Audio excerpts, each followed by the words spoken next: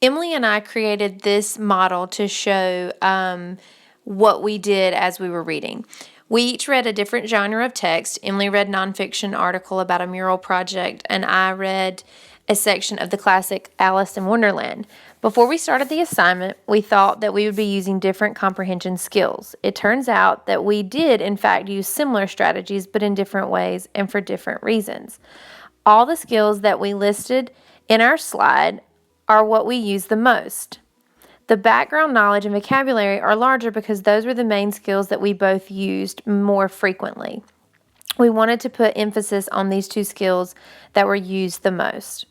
Emily's background knowledge was used to understand what she was reading and also make a prediction of what the text was going to be based on when looking at the title.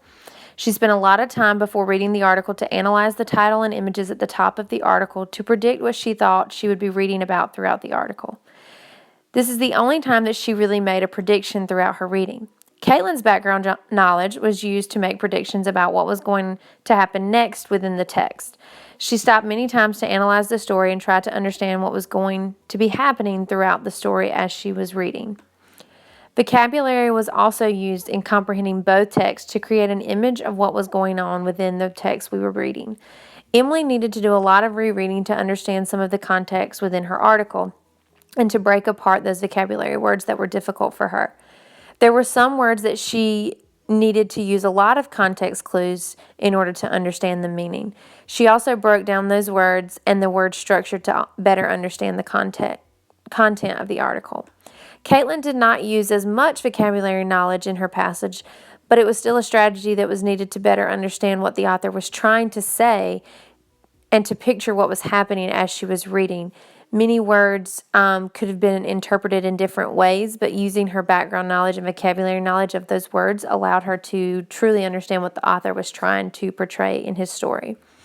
We both relied on strategies presented in our model: background knowledge, vocabulary, rereading, imagery, and predictions.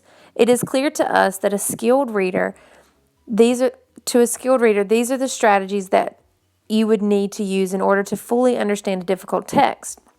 Both of us relied on these strategies to help better understand the article and passage, but we relied on them in very different ways throughout our reading.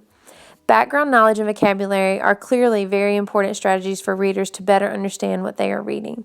This process allowed us to see what our students need to be able to master in order to be successful and skilled readers.